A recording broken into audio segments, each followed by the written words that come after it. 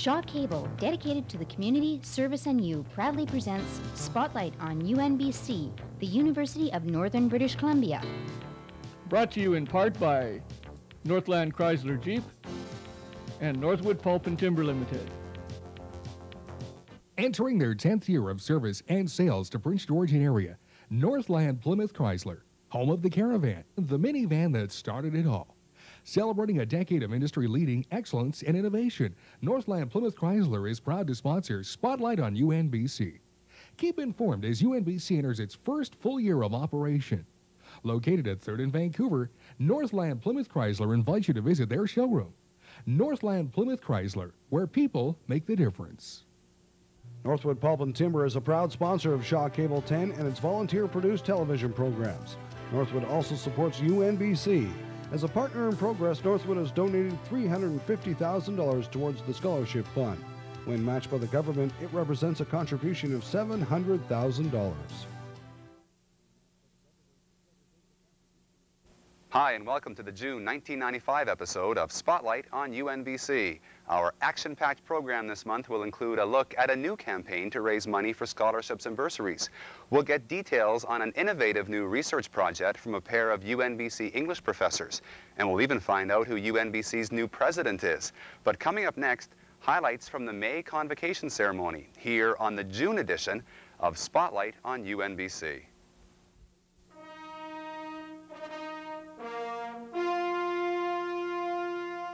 Men and women from throughout this region believed in the idea of a University of the North. They worked hard and they succeeded. I can easily predict that these will be seen as the golden years of this university. You and I have been involved in a process that was a once-in-a-lifetime thing. You can value education and go elsewhere and get the same information. But if you value what you get out of it as a person and your input into it, then UNBC is an awesome experience. I take pride in opening the university. And I wish you all, in whatever capacity you serve the cause of learning, a bright and successful future.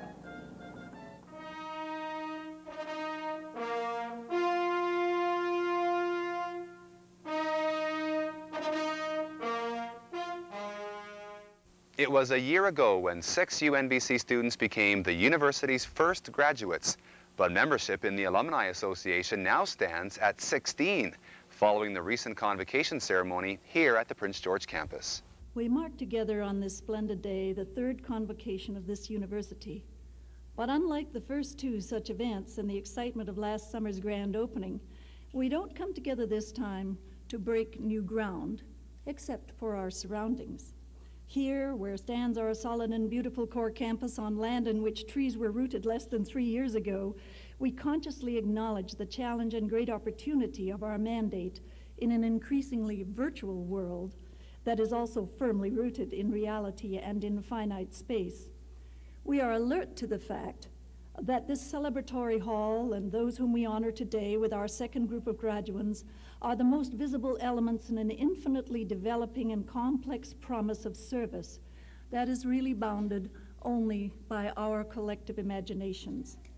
In a year in which each decision, every occasion, and all special moments nourished possible new traditions, many of which are currently taking root, there are so many of you to thank for this first year. We convene to honor our graduates, but first, it is my honor to recognize our distinguished founding president, Geoffrey Weller, who is leaving the presidency to return to scholarship and teaching here at the university that will ever bear his stamp. Geoffrey Weller brought to the founders of this university his strong and admired scholarship in Northern and Canadian studies. To these and his other extensive academic credentials were added administrative skills that served to bring instant credibility to this embryonic university. That vision that was UNBC at the time when he arrived in 1991 could not have been achieved to this point without Geoffrey Weller. Those who dreamed this university could not have brought it to this point if Jeff's adventurous spirit and his, I think, academic acumen were not coupled in a person who was truly devoted to the task, as Geoffrey has been. The founders and broadly based community owners and all those who in time to come become an integral part of this university will ever owe an incalculable debt to President Geoffrey Weller. He has led the establishment here of a responsible, innovative, autonomous post-secondary educational institution in a time and in a place where it was long thought such an achievement was not possible. The convocation ceremony was Geoffrey Weller's last as UNBC President, and it came a couple of weeks before the culmination of his 5-year stint as President. The convocation also signified the culmination of the undergraduate careers of 10 UNBC students. Being the first year of operation of the new campus made it particularly exciting, and I may say I was prepared for a lot more glitches than actually occurred, at least visibly. The lack of desks for some of the early classes led to some unconventional seating arrangements, and occasionally it was necessary to migrate from room to find one that didn't have a jackhammer operating over the ceiling. But on the whole, things went very well. And after all, it's not really a building that makes a university, but the faculty and the students within it. For many people, this was not just the first year at a new university, but the first year in a new town. And I do sympathize if their first winter in Prince George seemed a long and daunting experience. However, inside UNBC, I think there was great warmth and friendliness, both among the students and between students and faculty. One of the best parts was meeting and getting to know students not just from other parts of Canada, but from Europe and Asia as well, and enjoying fascinating discussions over coffee and croissants in the cafeteria. Luckily, in the second semester, the fitness center opened, and I was able to work off some of those croissants between classes. One of the benefits of being a mature student is, I think, that one really appreciates the opportunity to step outside one's everyday life and explore more abstract ideas. Sometimes students just out of high school are impatient to be getting on with real life, and they may not take full advantage of what might be one of their few chances to discuss philosophies, debate meanings, search for truths, and get marks for doing it. You have the rest of your life to talk about mortgage payments and grocery lists and worry about jobs. University is a wonderful opportunity to open your mind to so many other possibilities. As I think you can tell, I really enjoyed my year at UNBC. In fact, the day after final exams, I was back to sign up for another course. One of the particular pleasures for me this year was that I had a son and daughter also taking classes here. I guess I only just managed to beat them to the cap and gown, but I expect to be here next year and the year after to watch as they also experience the great achievement of graduation. Thank you. This year's graduating class included Mike Reedman from Dawson Creek, the only grad who has never taken a course at the Prince George campus. Kelly Breen from Fredericton, New Brunswick graduated from grade 12 on her high school's 200th anniversary. She graduated from university after UNBC's first full academic year. Mitch Ferdy of Nishka ancestry was the first student of First Nations heritage to graduate from UNBC, and Rose Rutledge received her degree while her 2-month-old granddaughter was in the audience. We also welcome to our Register of Honours today 3 exceptional British Columbian Canadians who will be endowed with honorary degrees in recognition of their meritorious contributions to the common good of our society. The University of Northern British Columbia is proud today to honour Bertram McKay, who embodies the qualifications of wisdom and judgment that are the hallmark in contemporary terms of the rank of elder to his Nisga'a people in their long and dignified search for justice. Bridget Moran, whose recent publications include Stony Creek Woman and Justa, a biography of Chief Justa Monk, who is that rarest of authors, one who chooses to write of northern people from a northern perspective. Margaret Ormsby, an outstanding front-ranked British Columbia woman historian and pioneer academic woman with many breakthrough firsts to her credit, who has been, in addition, a gifted, admired, and productive teacher. As I take my leave from the post of President next month, I look back on the development years with fondness There have been challenges and triumphs in getting the university to this stage, and I'm grateful to have had this opportunity. I also look forward to continuing to serve the university in future years as a professor here. We are less than 5 years away from the millennium, and we can only begin to imagine what dramatic changes will come to the world and to UNBC. One thing we can be certain of, there will be change, possibly even more dramatic changes than we have experienced in the last 5 years. Today's graduates can expect to have several different careers during their working lives, and a great part of the university's function must be to train students to have the flexibility to adapt as times and circumstances change. I believe that the interdisciplinary emphasis of UNBC and our young, highly qualified faculty are vital factors here. As graduating students, your choices are many, varied, and I guess a little intimidating. More than any other generation, the students of the 1990s have to rely upon themselves for their future success and employment. We hope that we have provided you with a strong foundation on which to build your futures. On behalf of all of us, may I extend our best wishes to you.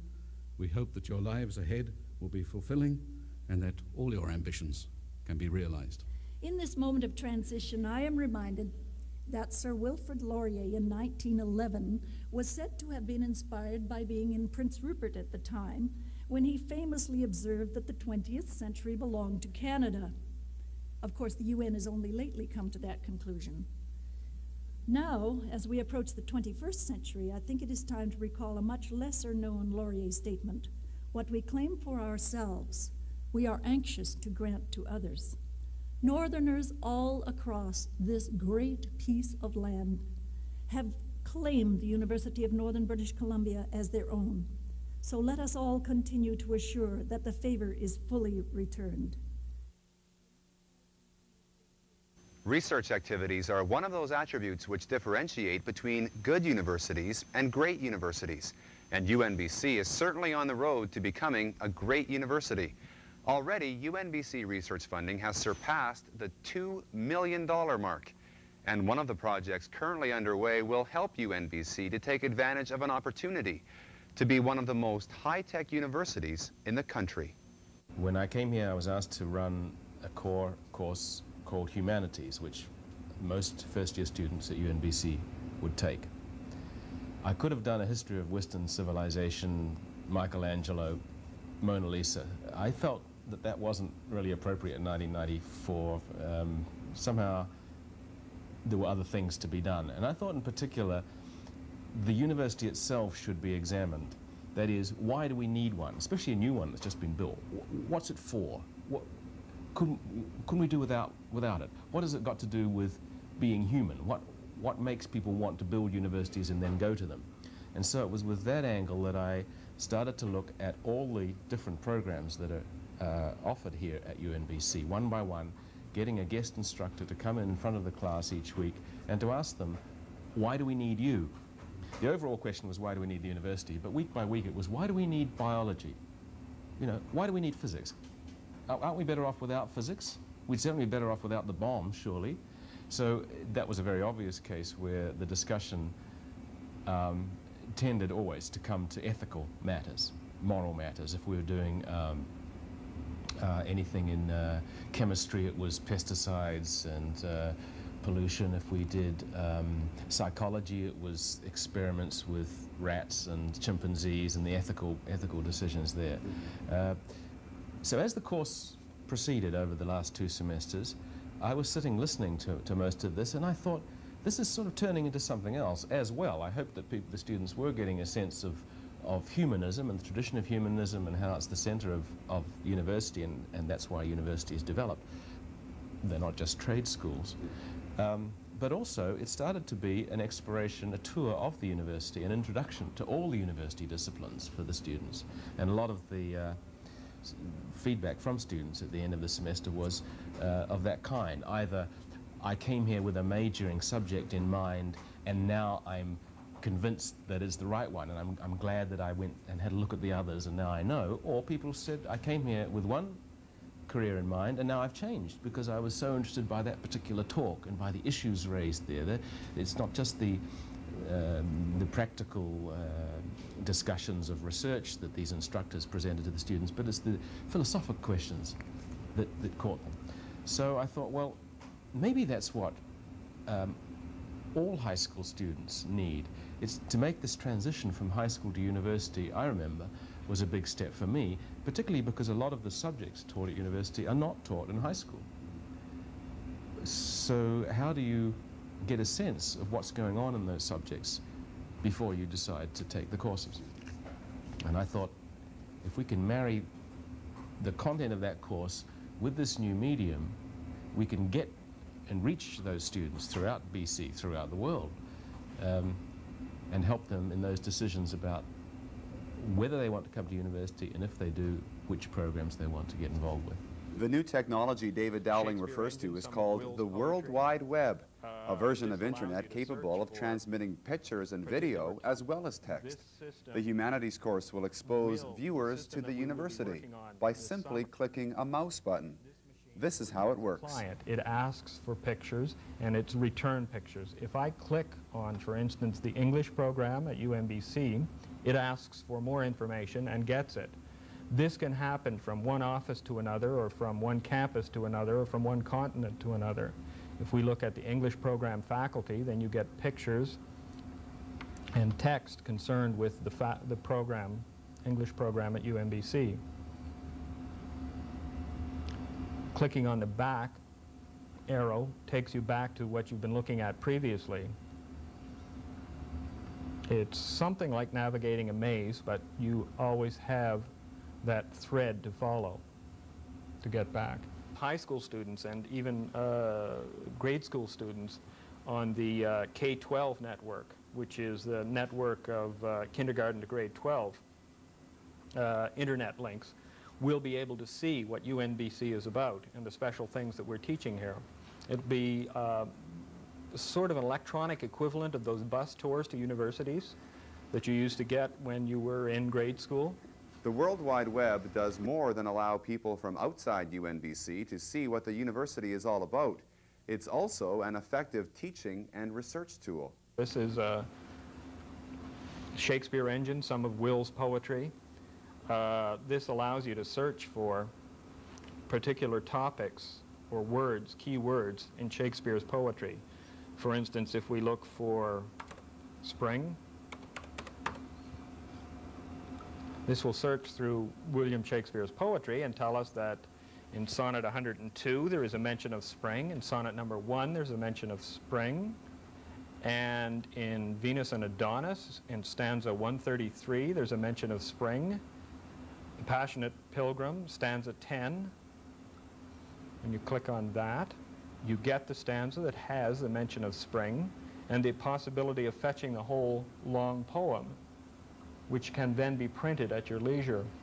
Access to the UNBC library catalog actually builds me a connection to the library. So anybody, anywhere in the world, using this page can simply click on there and see what we have for collections.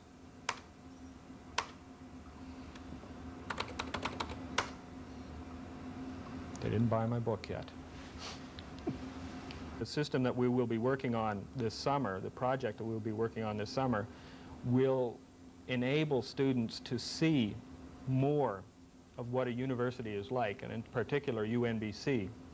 And UNBC will be one of the most wired institutions in Canada through the use of the page.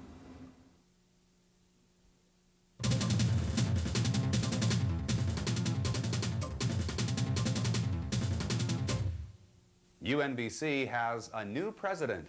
Charles Jago will take up his new position on October 1st and will be leaving the University of Western Ontario's Huron College, where he has been principal for the past 8 years. Dr. Jago will replace founding UNBC President Geoffrey Weller, who last year announced the desire to return to teaching and research. Dr. Jago has a PhD from Cambridge University, and he has several years of experience in university planning. He and his wife Mary are both active hikers and canoeists, and they have 3 grown-up children. The oldest is currently working towards a doctoral degree at UBC. Another works for a television station in Ontario, and the youngest plays in a rock band which was up for a Juno Award last year as Best New Group.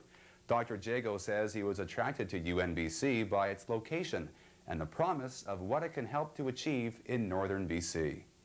June 1st was an important day for prospective UNBC students. That was the deadline to apply for admission to begin courses with UNBC in September, and the deadline to apply for scholarships and bursaries.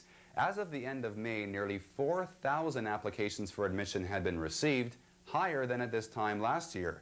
It's expected that between 2,200 and 2,300 students will be registered with UNBC when the 1995-96 academic year begins in September.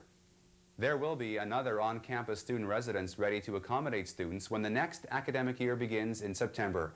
Construction is continuing on a second 274-bed student residence, which will virtually double the number of available on-campus housing units.